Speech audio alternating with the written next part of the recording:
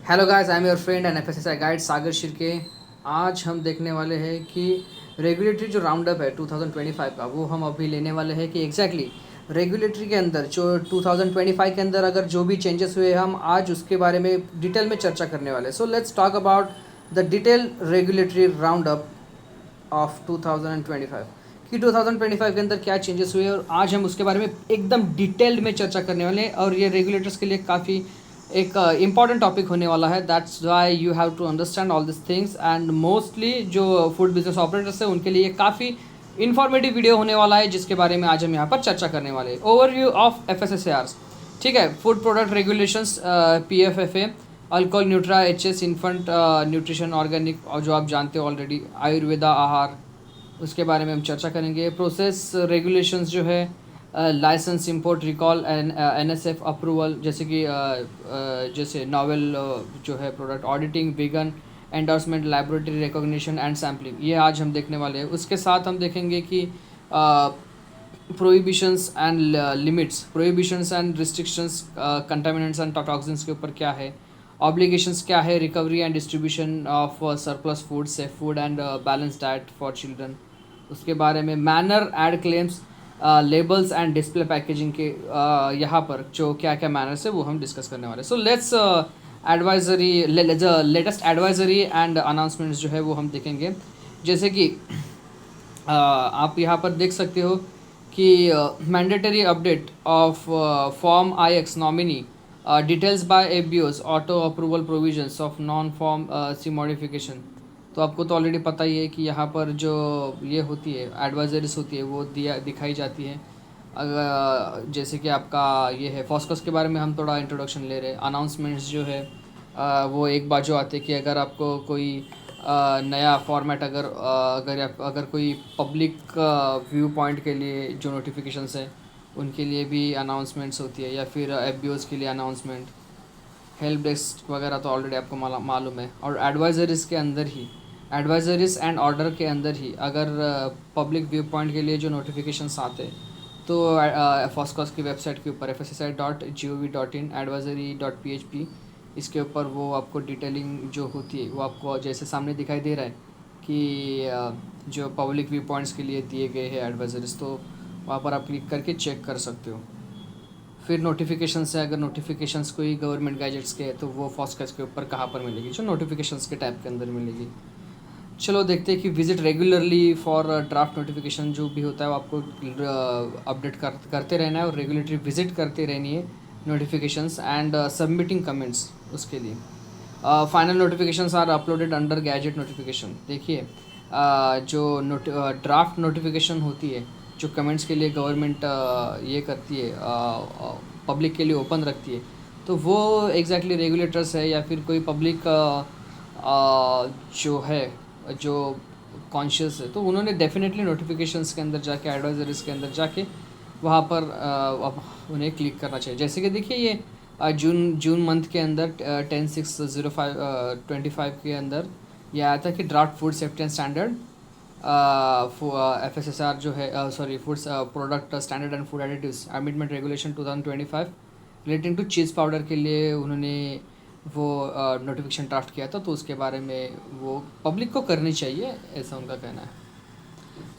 तो एग्जैक्टली अब देखिए ड्राफ्ट नोटिफिकेशंस जो होती है वो यहाँ पर है। घी, cheese powder, slurry, beverage related and additives के लिए जब जिस वक्त ये मैं वीडियो शूट कर रहा हूँ उस वक्त ये नोटिफिकेशन ड्राफ्ट जो है वो पब्लिक के लिए ओपन है। तो ये ऐसे होता है, and you have to you know what reply या फिर make some comments on this stuff. तो देखिए यहाँ पर अभी ये होने वाला है कि time for comments is now closed, जो हो चुकी है जहाँ जब जिस वक्त हम ये कर रहे हैं। तो इसके अंदर क्या है कि जो जो भी आपके milk and milk related products है उसके ऊपर ये जो लोगो है वो कंपलसरी है।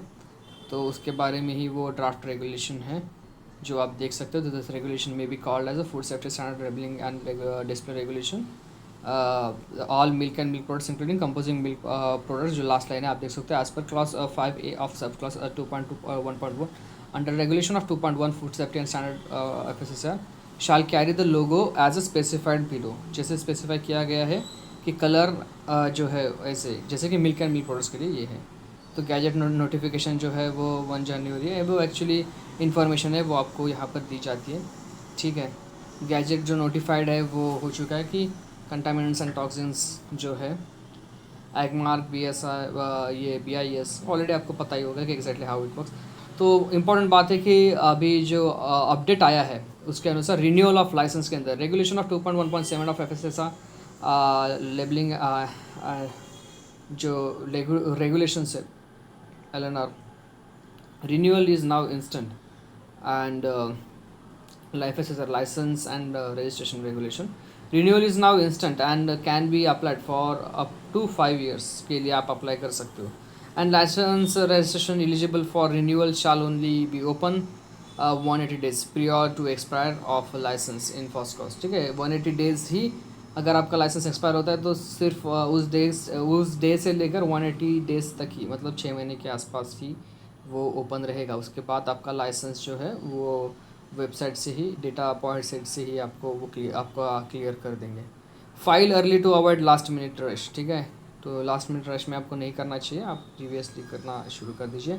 Declaration regarding the FSMS plan has been automated in FOSCOS and now ABOs are required to self-declare and compliance regarding the points in the inspection checklist in the time of the renewal applicable after 2/1/23, ठीक है। Late fees 3 times जो है आपको पता है कि जो late fees करेगा उन्हें एनुअल रिटर्न जो उनको एनुअल फीस जो है वो फर्स्ट 90 डेज़ के लिए, ठीक है, 3 टाइम्स रहेगी और additional 2 times of existing annual, और 91 से लेकर 180 डेज़ तक 2 टाइम्स रहेगी। और the opportunity with penalty is available only up to 180 days post expiry of licence, ठीक है। Refer order dated 8th November 2023 and 11th January 2023। तो अप्लाई फॉर रिन्यूअल के लिए कैसे करना है आप देख सकते हो। Apply for renewal of licence, यहाँ पर क्लिक करके आप आपका जो भी लाइसेंस का आपको रिन्यूअल करना है वहाँ से आप क्लिक करके प्रोसीड करके आप आगे जा सकते हो। Click on proceed against the application which you want to renew, ठीक है। तो it's very detailed and important information that already we have covered in our previous videos, so you can check out those.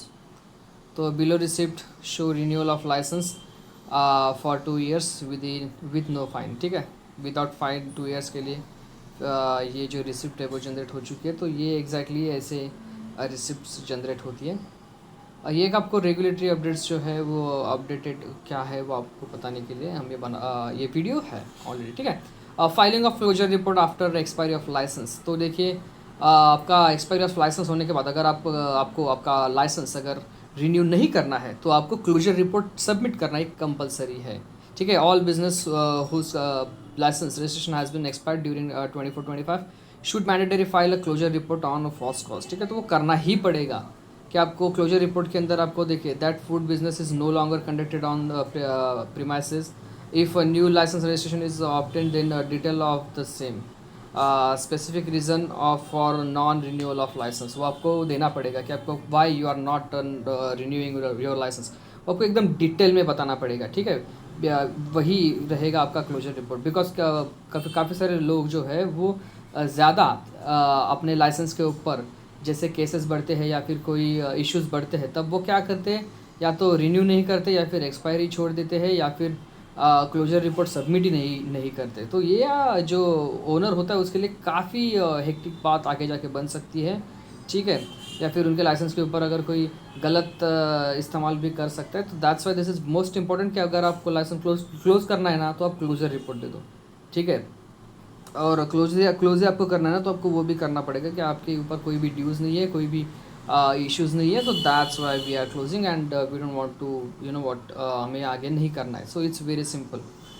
तो जितना simple रखोगे उतना अच्छा रहेगा। Please note operating food business without licence is a violation of section 31 and may attract a penalty up to 10 lakh rupees का आपको penalty बैठ सकता है अगर आपने नहीं किया विदाउट लाइसेंस अगर आप फूड बिजनेस करते हो अंडर सेक्शन 63।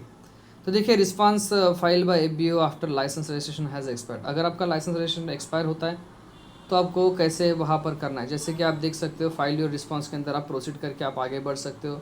यहाँ पर आप आपका फाइल्ड एप्लीकेशन जो है पेनल्टी वाइड एप्लीकेशन नंबर आपका जो होगा वो डाल के आप सबमिट कर सकते हैं, ठीक है। आप after clicking proceed the ABO will see the following screen.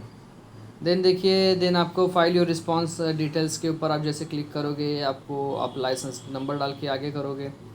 तो जैसे भी ये आपका क्लोज द बिजनेस ऑपरेशन, जैसे कि हमने बोला कि क्लोजर रिपोर्ट अगर आप कर रहे हो तो बिजनेस क्लोज्ड ये सबमिट करके आप आपका जो लाइसेंस है, अगर आप आगे रिन्यू नहीं करना चाहते तो आपको ये रिस्पॉन्स फाइल करना है। अदरवाइज़ जो भी एंटिटी है उसको काफ़ी ये प्रेशर में जाना पड़ सकता है। So that's why you have to be understand कि हमें एग्जैक्टली कैसे क्लियर आउट रखनी है ये चीज़, और हमें कैसे हमारे क्लाइंट को या फिर आपका, अगर आपकी खुद आपकी कंपनी है तो आपकी कंपनी को कैसे बचा के रखना है। जो भी आपका नॉमिनी है या फिर जो भी आपका ओनर है उसको आगे जाके कोई दिक्कत ना आ जाए आगे कोई बिजनेसेस के लिए। तो that's why this is because देखिए, हर जो चीज़ होती है या तो पैन कार्ड आधार कार्ड से तो कनेक्टेड होती ही है, ठीक है। तो वो डायरेक्टली शो करती है गवर्नमेंट के डेटाबेस के अंदर कि एग्जैक्टली आपके ऊपर कौन से ड्यूज़ है या फिर आपने कौन सा मतलब लॉ ब्रेक किया। तो ये पूरा का पूरा एग्जैक्टली डेटा सेट के अंदर तो आता ही है। तो आगे जाके आपको दिक्कत आ सकती है जब आप कंपनी फॉर्म करोगे या फिर कोई आप न्यू एंटिटी के अंदर अगर आप एंटर करोगे। तो ये लीगल जो होती है आगे जाके आते हैं, जो मैंने काफ़ी क्लोजली लोगों के ऊपर देखा है कि किसी कंपनी के अंदर अच्छे से क्लोज़ नहीं किया या फिर किसी कंपनी के अंदर अपने डॉक्यूमेंट के साथ डॉक्यूमेंट दे के किसी ने घपला कर दिया और फिर आगे जाके उन्हें नई कंपनी फॉर्म करने के वक्त उन्हें दिक्कत आई है। दैट्स वाई ये छोटी छोटी चीज़ें हैं, लेकिन ये बहुत क्लियर आउट रखनी है गवर्नमेंट के और लीगल चीज़ के अंदर। हमें जितना हम क्लियर रहेंगे उतना हमारे लिए, हमारे एंटिटी के लिए एंड डेफिनेटली हमारे फ्यूचरिस्टिक गोल्स के लिए जो भी हम एस्टेब्लिश करना चाहते हैं तो उसके अंदर कोई दिक्कत ना आए। इसीलिए हमें जो हमारी प्रीवियस कंपनीज़ है, प्रीवियस जो हमारे बिजनेसेस है, उसके अंदर हमें क्लोजिंग बहुत अच्छे से लेनी है। So that's why this is most important कि अगर आप लाइसेंस आगे नहीं बढ़ा रहे हो, क्लोजर रिपोर्ट अच्छे से सबमिट करके आप अच्छे से लाइसेंस ये करो, क्लोज करो, कोई भी पेंडिंग मत रखना, ठीक है। तो दिस इज़ एडवाइजरी आप समझो या फिर कोई मेरा एडवाइस समझो। तो आफ्टर चूजिंग ऑप्शन 2 तो एक्चुअली हमने ये किया कि अगर न्यू लाइसेंस अगर हमें ऑप्ट इन करना है तो लाइसेंस नंबर डाल के हम सबमिट करेंगे तो आगे हमारा फीस वगैरह पेमेंट करके हमारा लाइसेंस रिन्यू हो जाएगा। अगर नहीं कर रहे तो क्लोजर रिपोर्ट हमें सबमिट करना पड़ेगा। तो देखिए, मॉडिफिकेशन के अंदर क्या हुआ है कि रेगुलेशन 2.1.9 ऑफ FSSR, ठीक है।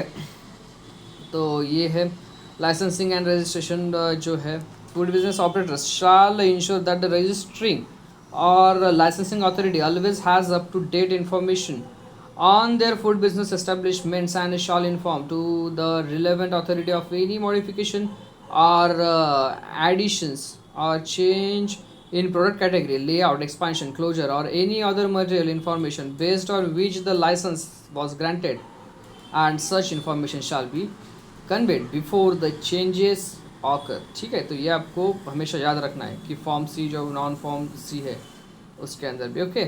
सो migration from state to central licence के लिए और सेंट्रल टू स्टेट लाइसेंस के अंदर अगर आपको माइग्रेट करना है तो चेंज इन लाइसेंस नंबर, ठीक है, without change in licence number. तो उसके लिए क्या है, तो देखिए, food business can migrate from state to central और vice versa without change the FSSR licence number. ये हो सकता है and registration which is for petty abuse has been consciously kept out as only one time upgrade for registration to state license is expected, ठीक है। जो पेटी retailers है उनके लिए तो वन टाइम ही है, वो तो ऑलरेडी अगर आप लाइसेंसिंग अगर आप करते हो तो आपको पहले से पता होगा। लेकिन देखिए, फॉर्म सी मॉडिफिकेशन फीस जो है वो 1000 रुपीज़ प्लस एप्लीकेबल जो होती है प्लस GST, वो 18% वगैरह होता है। तो 1180 ऐसा कुछ है, तो 18% GST के साथ वो फॉर्म से होता है।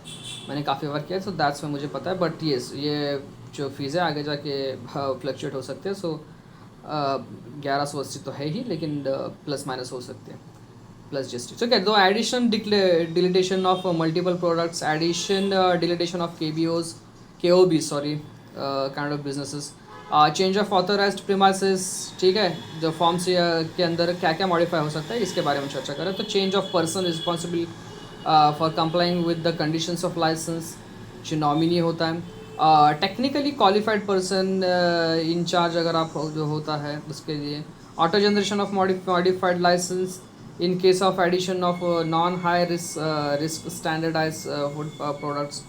और देखिए, non form C modification, change in supporting documents, change in contact details अगर आप वो कर सकते हो तो नॉन फॉर्म सी मॉडिफिकेशन से ही, ठीक है। मॉडिफिकेशंस के लिए फ़ीस तो ₹1000 प्लस एप्लीकेबल है। तो देखिए हॉकर्स जो होते हैं, fee for registration is weird for 5 years, validity is provided. Hawkers के लिए 5 years के वैलिडिटी के साथ स्टार्ट कर दिया है। जो प्रोसेस तो वही सिंपल है, आप अप्लाई फॉर मॉडिफिकेशन या फिर अप्लाई फॉर इसके अंदर करते हो, एप्लीकेशन अपना आगे बढ़ाते हो, वो तो आपको पता ही है इफ़ यू आर रेगुलेटर, और अगर आपकी खुद की कंपनी है, अगर आपने किया है वो ये पूरी चीज़ तो आपको तो ऑलरेडी पता ही होगा, तो आप ये प्रोसीड करके आप अपडेट कर सकते हो, ठीक है। सो ये कुछ था ₹1000 फीस जो मैंने कहा ऑलरेडी। तो देखिए हम जैसे आगे बढ़ेंगे वैसे ही अभी एक नया अपडेट आया कि इंस्पेक्शन चेकलिस्ट है वो खुद ही जो एफबीओज़ है उनको अपना हमारा जो रिन्यूअल है या फिर हमारा जो लाइसेंस जो हम अपडेट करते हैं उस वक्त हमें इंस्पेक्शन चेकलिस्ट खुद ही करनी है। जैसे कि reclassification of point related to food grade packing material के अंदर भी हो चुके हैं, जैसे कि जनरल मैन्युफैक्चरिंग के लिए, ठीक है, milk and milk product processing के लिए, मीट प्रोसेसिंग के लिए, fish and fish product processing के लिए, कैटरिंग के लिए। तो इंस्पेक्शन लिस्ट जो है तो ये फूड ग्रेड पैकिंग मटेरियल के अंदर ये जो इम्पोर्टेंट एक चीज़ है, ठीक है। तो आप देख सकते हो एनेबल एक्रेडिटेड लैब के अंदर से ही आपको फूड ग्रेड पैकिंग मटेरियल का इंस्पेक्शन करवाना है। Mandatory PAN compliances for FSSAI licence registration. तो देखिए mandatory PAN is now mandatory for applying new licence registration and renewal. तो ये नया अपडेट आया था और काफ़ी सारे लोगों ने किया भी होगा, अगर नहीं किया है तो डेफिनेटली हमारी वीडियोस जो है वो ऑलरेडी इस चैनल पे अवेलेबल है कि मैंडेटरी पैन कंप्लायंस जो है वो एग्जैक्टली हमें कैसे फिल आउट करनी है और यहाँ कहाँ पर हमें पैन जो हमारा कार्ड है वहाँ पर कहाँ पर हमें इन्फॉर्मेशन डालनी है।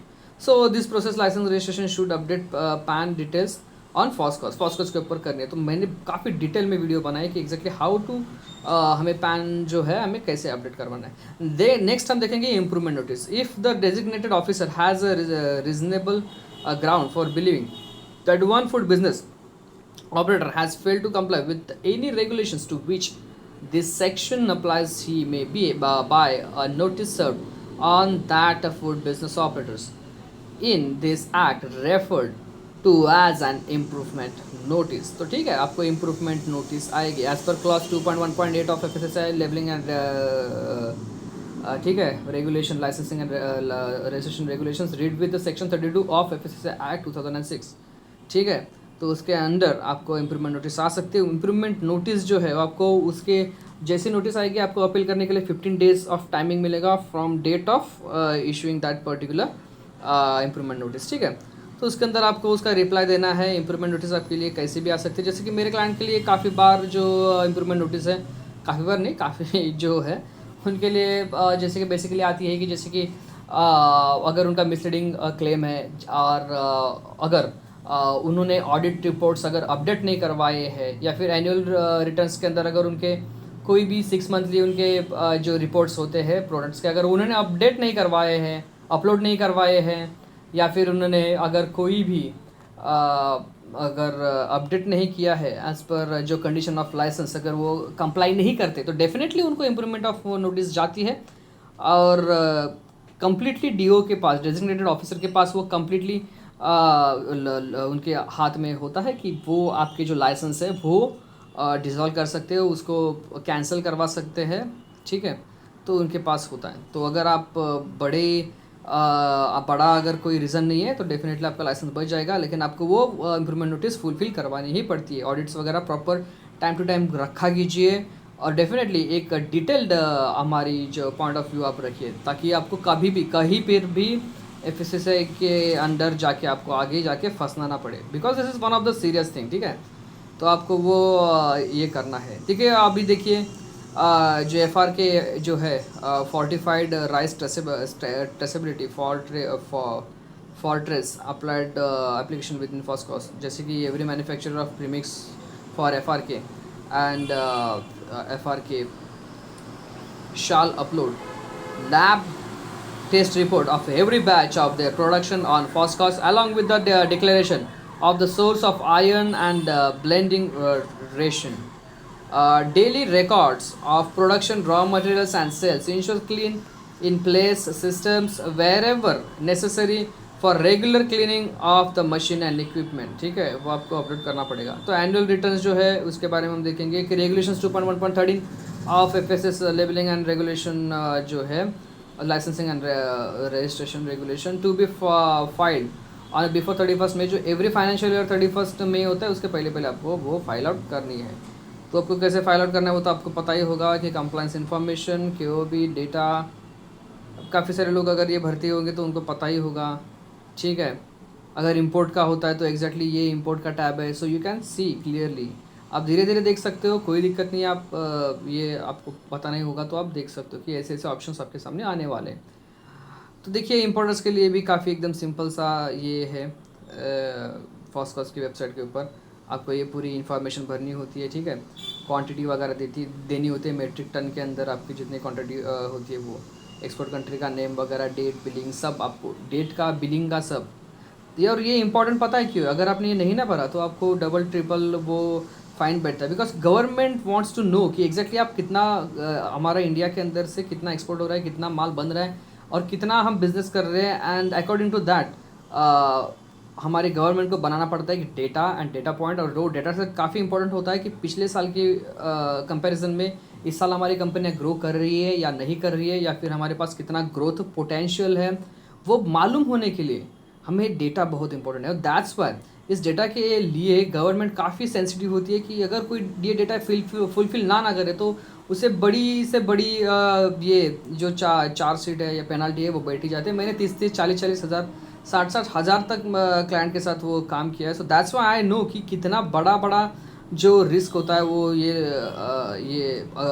जो पूरा डेटा एनुअल रिटर्न ना भरना, ये बहुत बड़ा रिस्क होता है। तो एग्जैक्टली आपको ये भरना है ताकि हमारे देश के लिए, देश के लोगों के लिए, गवर्नमेंट के लिए और हमारे आने वाले जो बिजनेसमैन हैं उनके लिए पता चले कि हमारे पास कितना ग्रोथ पोटेंशियल है। That's why this is most important thing to understand about the why we are returning our annuals and why we are giving our most crucial information of business to the government, because of we are calculating our growth, okay। तो देखिए penalty for late filings of annual returns, अगर penalty क्या है कि 31 में each year तो होता ही है, और 100 रुपीज़ पर डे अगर डिले किया, जैसे कि जितना भी आप डे के हिसाब से लेट करते जाओगे तो डेफिनेटली वो बढ़ते जाएगा 100 rupees per day. And maximum penalty that can be live shall not exceed 5 times the annual fees, ठीक है। एनुअल फीस के जो ये है क्या बोलते हैं उसको, 5 टाइम्स एक्सीड नहीं हो सकती। तो ये एक वहाँ पर फाइन के लिए एक लिमिटेशंस लगाई गई है। And revision of annual returns details आप देख सकते हो कि यहाँ पर आप देख सकते हो कि 1 ईयर का लाइसेंस फीस, जो ऑलरेडी हमने डिस्कस किया है कि 2 ईयर्स के लिए लाइसेंस फीस प्लस GST, ये सब है कि रिवीजन के लिए, ठीक है। So that's why you have to understand. Next है हमारा, देखिए प्रोडक्ट टेस्टिंग रिपोर्ट जो है 6 मंथली, वो भी हमें करना है कि 31 अक्टूबर और 30 अप्रैल उसके बीच में, मतलब 6 मंथली जो रिपोर्ट होता है वो भी हमें अपडेट करना पड़ता है। NABL एक्रेडिटेड लैब का और FSSAI की जो नोटिफाइड लैब्स है उनके अंदर ही हमें 6 मंथली हमारे प्रोडक्ट टेस्टिंग करवानी पड़ती है और वो अपलोड करने होते हैं।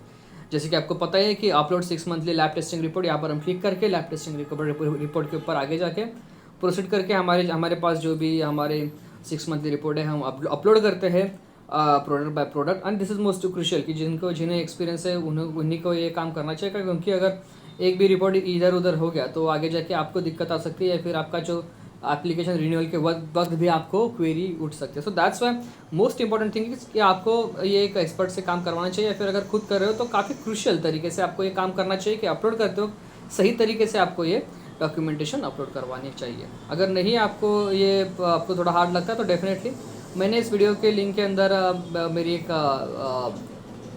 मेरी जो लिंक्डइन की प्रोफाइल की ये है मैंने आपको दी है। अगर आपको कोई दिक्कत आती है तो definitely you can reach out me on my LinkedIn profile, so I will definitely try to connect you for in-flight food service। अभी देखते हैं मोस्ट इंपॉर्टेंट एक नेक्स्ट पॉइंट है, ये एक नेक्स्ट अपडेट है।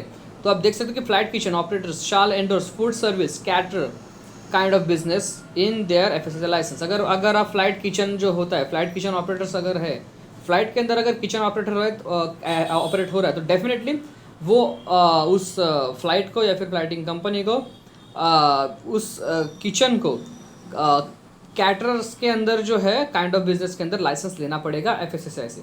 इन case flight kitchen operators have their own vehicle for transporting food to the flight, they no need to endorse separate trade retail transporter kind of business. Otherwise the transporter shall be obtained a separate FSSAI license at his her office address for any number of vehicles.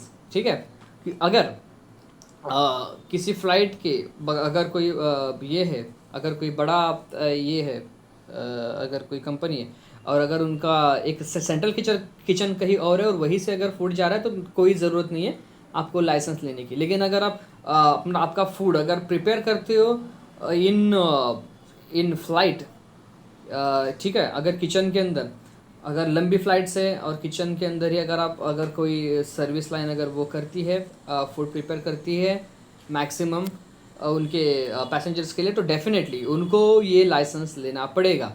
और अगर आपका central licence है तो central अगर kitchen है तो वहाँ के लिए कोई ज़रूरत नहीं है. वहाँ से अगर आपका प्रिपेयर्ड खाना आता है प्री पैक्ड अगर खाना आता है तो डेफिनेटली उसके लिए तो नहीं लगेगा. ठीक है.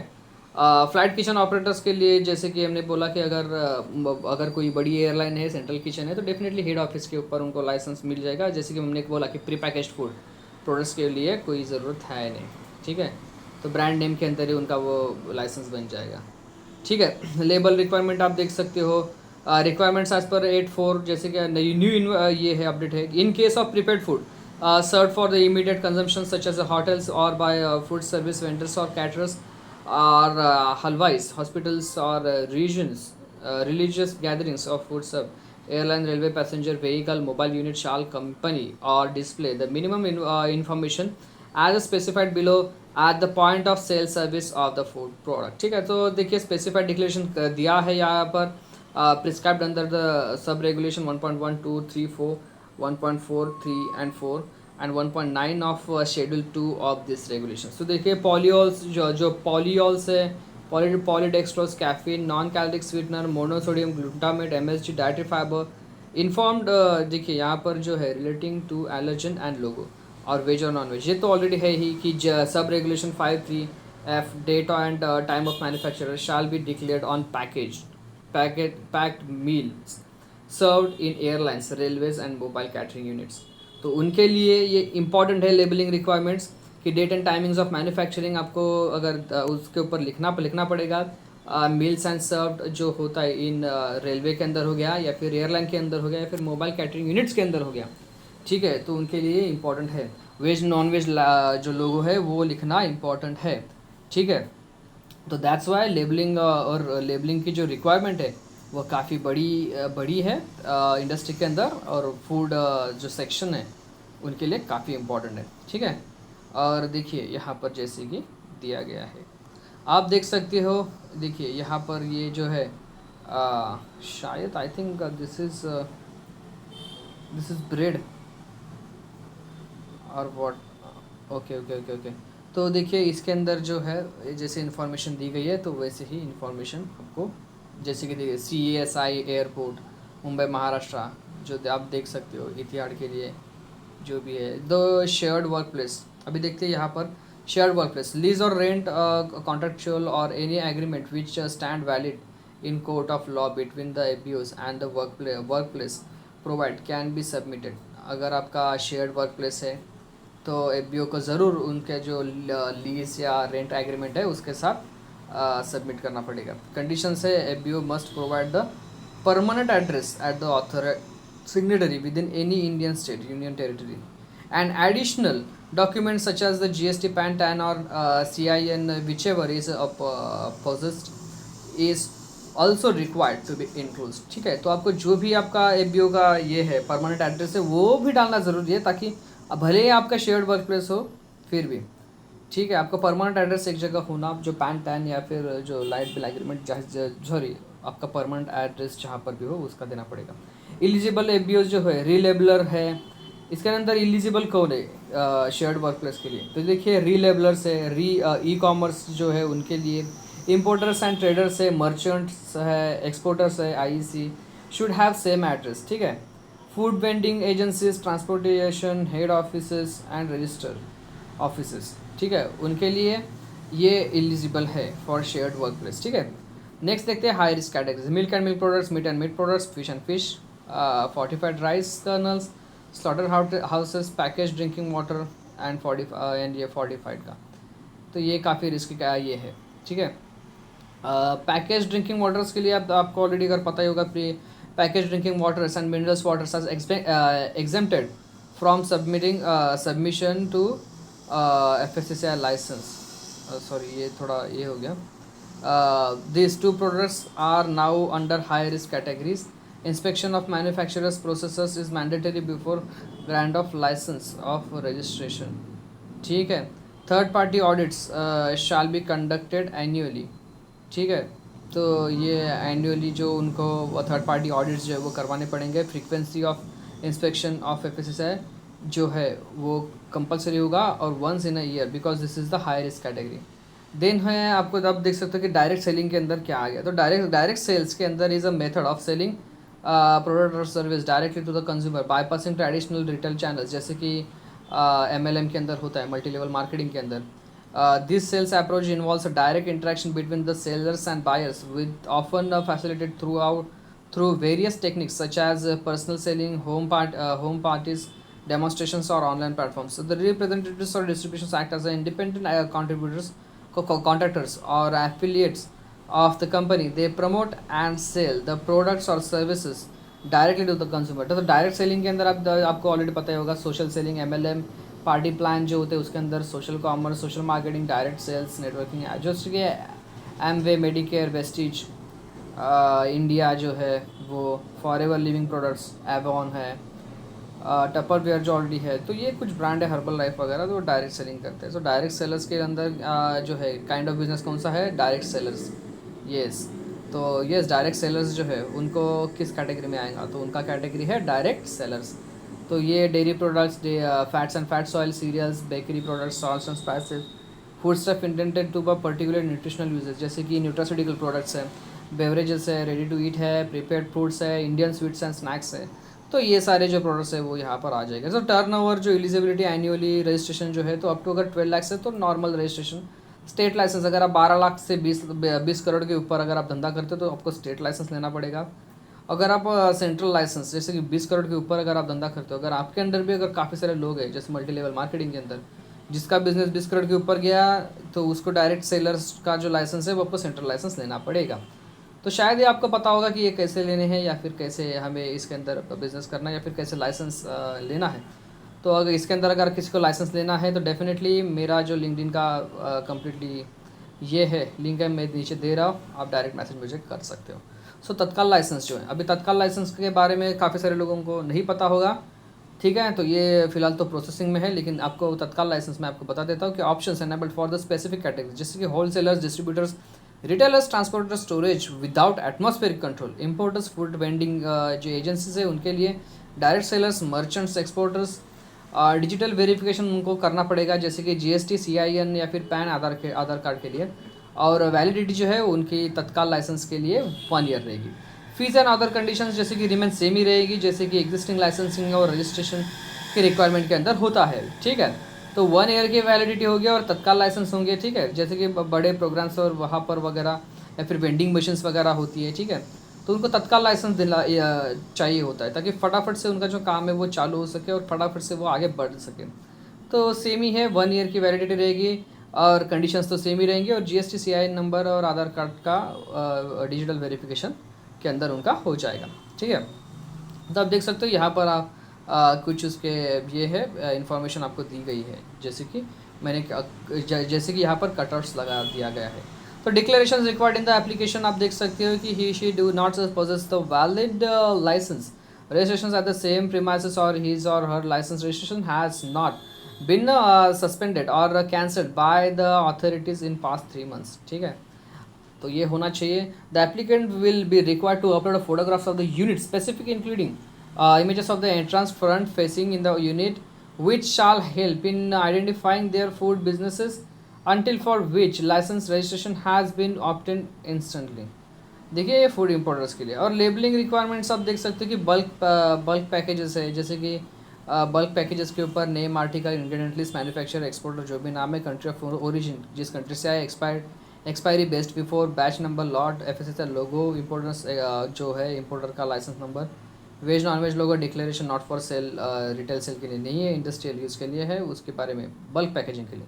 रिटेल पैकेजिंग के लिए तो ऑलरेडी जैसे हम यहाँ पर है नेम आर्टिकल इंग्रेडिएंट्स आप देख सकते हो, country of origin, batch number, nutrition information तो कंपलसरी है बिकॉज रिटेल पैकेज याद रखना, और एज पर इंडियन आरडीए होना चाहिए, इसके ऊपर ध्यान देना। प्रोप्राइटरी आर्टिकल होगा तो उसके ऊपर वो होना चाहिए कि नियरेस्ट फूड कैटेगरी जो भी रहेगी उसका मेंशन रहेगा। अगर आपको कैटेगरी स्पेसिफिक अगर आपको इन्फॉर्मेशन नहीं है तो डेफिनेटली हम उसके ऊपर भी एक वीडियो बना देंगे, but you have to understand कि एक्जैक्टली उसकी नियरेस्ट कैटेगरी कौन सी होगी, उसके बारे में भी आपको डिटेलिंग इन्फॉर्मेशन यहाँ पर स्टेट आउट करनी है। तो nutraceutical health supplement FSD FSMP probiotic and prebiotic food category on PDP जो है प्रिंसिपल डिस्प्ले पैनल, उसके ऊपर आपको देनी पड़ेगी if that product is a nutraceutical. ठीक है, डिक्लेरेशन है वहाँ पर आपको राइट करना पड़ेगा ingredients and additives, FSSAI logo, FSSAI import licence number जो भी है, वेज नॉन वेज लोगो वो भी आपको यहाँ पर स्टेट आउट करना पड़ेगा। ठीक है, और नॉन रेक्टिफाइबल के अंदर आप देख सकते हो कि रजिस्ट्रेशन ऑफ फॉरेन मैन्युफैक्चरर, जैसे कि रिफॉर्म करके एक ये आ चुका है एफएसएसआई के वेबसाइट के ऊपर ही, जो रजिस्ट्रेशन फॉर फॉरेन मैन्युफैक्चरर्स के अंदर ही है। ठीक है, तो मैंडेटरी है ये रजिस्ट्रेशन भी for foreign food establishment that are intended to export to India.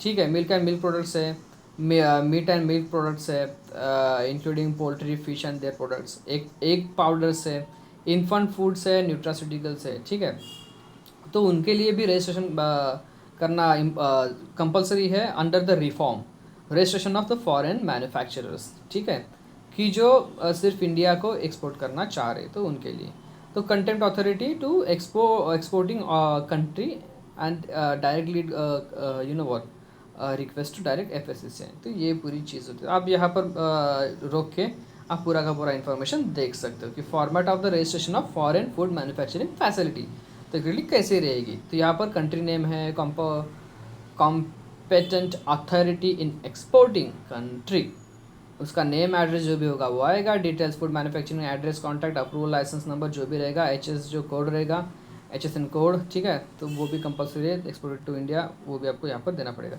And thank you so much यार, ये आपका पूरा वीडियो आप देखने के लिए। अगर आपका कोई भी सवाल हो जैसे कि रिफॉर्म के बारे में हो या फिर कोई भी labelling requirements regarding bulk packaging, retail packaging from importing के अंदर हो, और जैसे कि आपको कोई भी सवाल हो तो डेफिनेटली तत्काल लाइसेंस के रिगार्डिंग हो तो आप डेफिनेटली, मैंने काफ़ी हार्डली और काफ़ी फास्ट ये कवर अप किया है and I hope you understand कि exactly what I want to say, and आपने काफ़ी सारी इन्फॉर्मेशन इस वीडियो के अंदर आपने सीखी होगी। And thank you so much for watching this video, I am your host and दोस्त Sagar Shekhar signing off. Please like, share and subscribe this video, and please share this video with a regulatory enthusiast who wants to learn more things and updated knowledge of 2025 and updated knowledge in regulatory. ठीक है, so thank you so much for watching this video. I am your host and दोस्त Sagar Shekhar signing off. Thank you so much. Thank you.